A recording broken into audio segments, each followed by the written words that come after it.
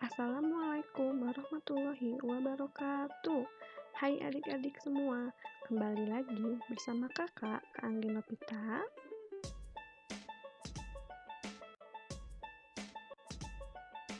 Oke, kita masih belajar tema 1, hidup rukun. Kita belajar di subtema 4, hidup rukun di masyarakat. Nah, subtema ini adalah subtema terakhir ya, di buku tema 1.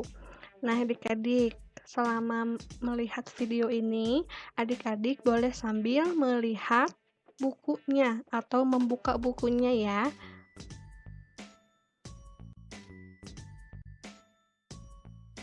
Amatilah gambar berikut ini dengan cermat. Ceritakan perbedaan kedua gambar kepada teman di sampingmu dengan percaya diri. Gambar manakah yang menunjukkan sikap rukun di masyarakat? Nah, Kak Anggi mempunyai 2 gambar. Yang satu, lingkungannya sangat kotor. Yang satu lagi, masyarakat sedang bergotong royong membersihkan lingkungan.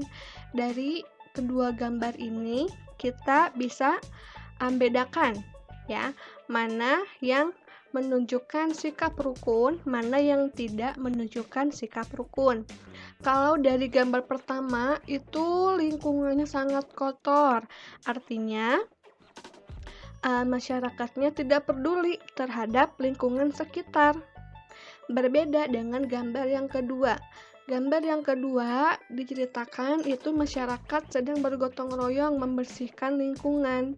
Artinya mereka tidak mau melihat lingkungannya kotor ya. Jadi yang menunjukkan sikap rukun adalah gambar yang kedua, gambar yang bawah ini ya. Oke, berikan tanda checklist untuk gambar yang menunjukkan sikap rukun di masyarakat. Gambar pertama, ada orang yang sedang terjatuh di motor. Gambar yang kedua, ada yang sedang bekerja bakti bergotong royong. Gambar yang ketiga, ada yang sedang bermusyawarah. Gambar yang keempat, ini jemurannya sangat berantakan ya. Baju-bajunya berantakan. Nah, manakah yang menunjukkan sikap rukun? Oke, gambar pertama ternyata menunjukkan sikap rukun. Gambar yang kedua juga sama, menunjukkan sikap rukun. Gambar yang ketiga menunjukkan sikap rukun. Kalau gambar yang keempat tidak menunjukkan sikap rukun. Ya.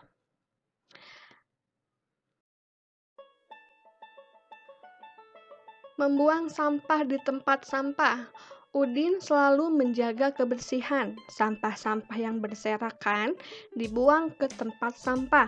Sebaliknya, Badu tidak menjaga kebersihan rumah. Badu membuang sampah ke dalam got. Buang saja sampahmu ke dalam got dekat rumah, ajak Badu kepada Udin. Tidak mau nanti air got menjadi tergenang dan bau, jawab Udin. Badu menyadari bahwa perbuatannya tidak baik. Ia meminta maaf kepada Udin. Badu juga berterima kasih kepada Udin karena sudah mengingatkan agar tidak membuang sampah sembarangan.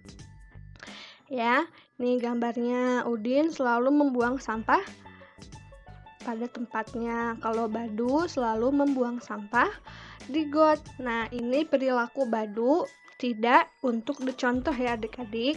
Kalau perbuatan Udin dicontoh karena perbuatan Udin sangat bagus, membuang sampah kepada tempatnya.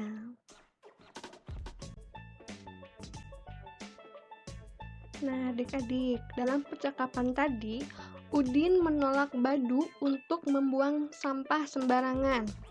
Apa yang dimaksud dengan kalimat penolakan?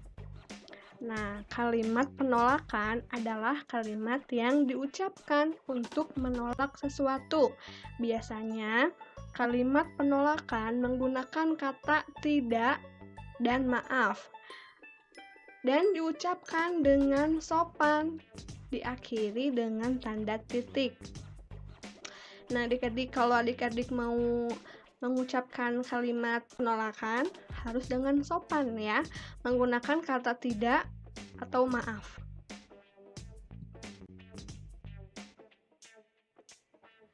Tentukan jumlah dan selisih kedua bilangan berikut. 356 dan 344. Yang pertama kita akan menentukan jumlah dari 356 dan 344. Kita jumlah ya. 6 tambah 4 yaitu 10. Simpan puluhannya di atas, kosongnya di bawah. Kosong itu adalah satuannya. 5 ditambah 4, 9. 9 ditambah 1, 10. Simpan satunya di atas, kosongnya di bawah. 3 tambah 3, 6. 6 tambah 1, 7. Jadi jumlahnya adalah 700. Kita akan menentukan selisih. 356 dan 344. Kita kurangi ya. 6 dikurangi 4 yaitu 2, 5 dikurangi 4 yaitu 1. Jadi selisihnya adalah 12. Jumlahnya 700 dan selisihnya adalah 12. Sikap apakah yang sesuai dengan pengamalan sila pertama Pancasila pada bacaan dan gambar di bawah ini? Ada percakapan, maaf, kami nanti terlambat mengikuti kerja bakti. Kami akan pergi ke gereja terlebih dahulu. Baik Pak, tidak apa-apa. Mari kita beristirahat sejenak. Nah, ini adalah contoh pengamalan sila pertama ya. Si bapak itu mau pergi ke gereja. Kita tidak usah menghalang-halanginya. Ya silahkan saja kalau mau pergi ke gereja gitu ya. Nah, kita kembali mengingat poin-poin pada sila Pancasila. Yang pertama, simbolnya bintang, bunyinya ketuhanan yang Maha Esa. Yang kedua, simbolnya rantai, bunyinya kemanusiaan yang adil dan beradab. Yang ketiga, simbolnya pohon beringin, bunyinya persatuan Indonesia. Yang keempat, simbolnya kepala banteng, bunyinya kerakyatan yang dipimpin oleh hikmat kebijaksanaan dalam permusyawaratan perwakilan. Yang kelima, simbolnya padi dan kapas, bunyinya keadilan sosial bagi seluruh rakyat Indonesia. Contoh pengamalan sila ke-1 dan ke-2 di lingkungan masyarakat. Sila pertama, contohnya melaksanakan ibadah sesuai agama masing-masing. Yang kedua, memberikan kesempatan dan menghormati tetangga untuk melaksanakan ibadah. Yang ketiga, menjaga kerukunan dengan tetangga walaupun berbeda agama. Yang keempat, ikut menjaga keamanan rumah ibadah yang sedang merayakan hari besarnya. Nah, tadi percakapan yang tadi Bapak itu izin mau ke gereja, itu termasuk contoh pengamalan sila pertama karena memberikan kesempatan dan menghormati tetangga untuk melaksanakan ibadah ya walaupun berbeda agama. Sila kedua, contohnya menyapa tetangga saat berpapasan. Yang kedua, memberikan bantuan kepada orang yang membutuhkan bantuan.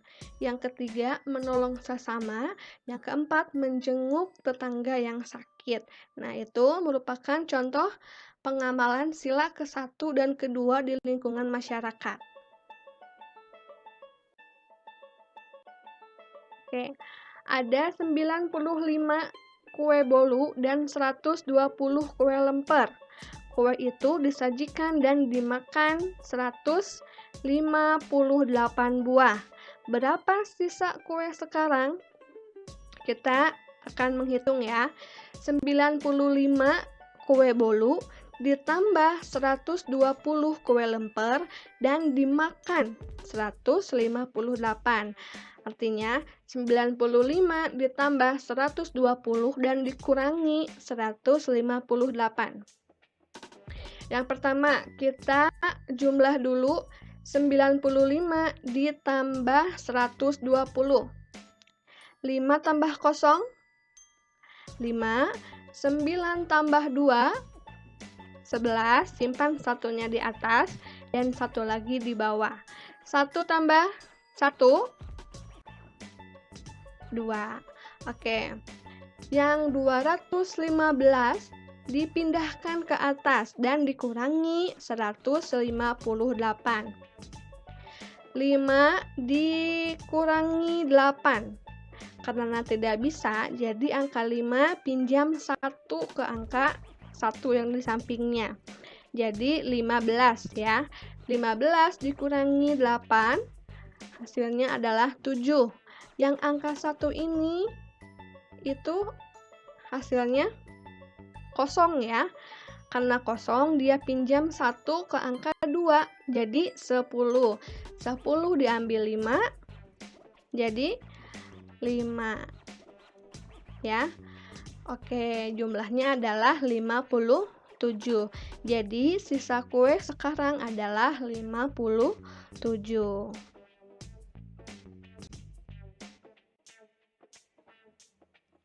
Selesaikanlah soal cerita berikut ini. Ibu membuat kue 115 kue lemper, 85 kue lapis, dan 75 kue donat. Berapa jumlah kue seluruhnya? Nah, yang pertama kita akan menjumlah 115 ditambah 85. 5 tambah 5 sama dengan 10, kita simpan satunya di atas, kosongnya di bawah. Nah, satu ini adalah puluhan, kosong ini adalah satuannya. 1 tambah 8 sama dengan 9, 9 ditambah 1 yang di atas, jadi 10, simpan satunya di atas, kosongnya di bawah. 1 tambah 1 jadi 2. Nah, jadi jumlahnya adalah 200. Yang 200 kita tarik ke atas. Ya, sini ya. Jadi 200 ditambah lagi kue donat tadi ya. Jadi 200 ditambah 75. Jadi 0 tambah 5 sama dengan 5, 0 tambah 7 sama dengan 7, yang angka 2-nya diturunkan. Nah, jadi jumlah kue seluruhnya adalah 275.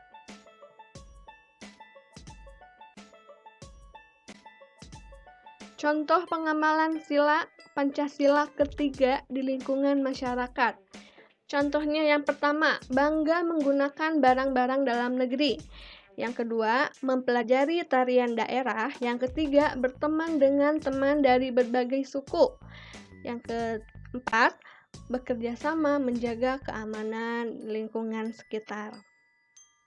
Nah, itu contoh-contoh pengamalan sila ketiga ya.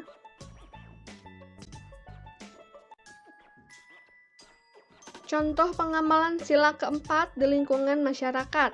Yang pertama, menghargai pendapat ketika bermusyawarah. Yang kedua, menerima keputusan musyawarah dengan lapang dada. Yang ketiga, menghormati pendapat orang lain. Yang keempat, musyawarah memilih ketua RT. Yang kelima, musyawarah menentukan jadwal ronda malam. Nah, ini merupakan contoh pengamalan sila keempat di lingkungan masyarakat ya.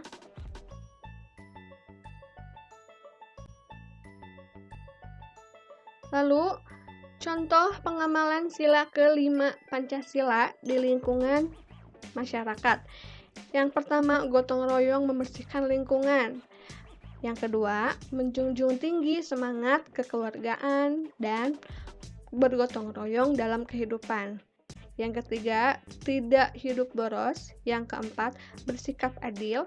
Yang kelima, menghormati hak-hak orang lain.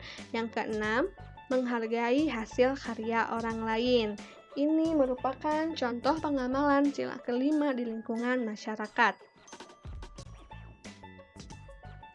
tugas subtema 4 di tema 1 ini. Nah, ini adalah halaman-halaman yang harus adik-adik isi di rumah ya. Oke. Baik, terima kasih. Sampai di sini